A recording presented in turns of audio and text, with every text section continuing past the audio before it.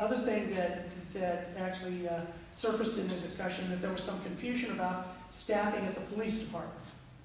And it talked about positions being available and vacant, and how long they had actually been in that vacant status.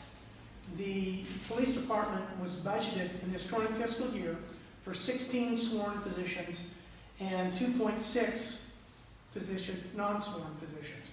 So total staffing of 18.6. Now, the police chief elected not to fill the lieutenant's position a year ago, or very nearly a year ago, simply because he recognized the financial constraints the city was going to be up against at that time, and elected not to fill the position. And so there were cost savings. That's how we got to that $1 million in beginning cash, by the way, part of the reason. He also, when the position became vacated in the non-sworn position, he elected not to fill that.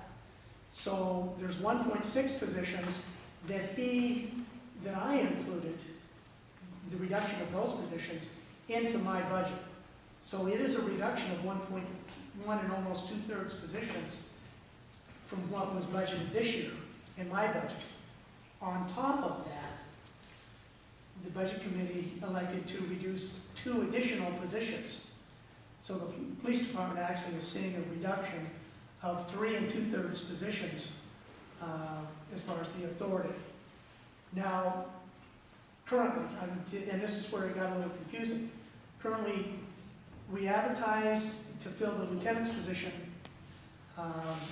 and was to be filled actually at the end of this month. And the candidate actually passed away, so wouldn't be here. But that was a position that was vacant, elected to fill. They elected to fill that because a sergeant had retired. So the staffing went, from 17 2/3 position to 16 2/3 to 15 2/3, well, to 15 when the part-time person left. So in fact, what you approved was a reduction in authority of 3 2/3 positions out of the police department. That's approximately, 20% of the staff, I believe. So it's a significant reduction.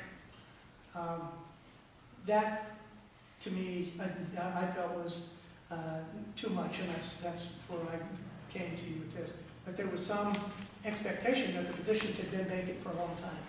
In fact, the sergeant's position had been vacant, now has been vacant for 2 months, but it was going to be filled by a lieutenant's position. And the patrol officer position has actually been vacant for slightly more than a month now. And we're in the process of doing a hiring that with this approved budget may or may not happen. So the positions actually went from 16 from 16 or 15 down to 13. And that is the lowest level that the Baker City Police Department has functioned for more than a decade. So it kind of gone back to a decade ago or more.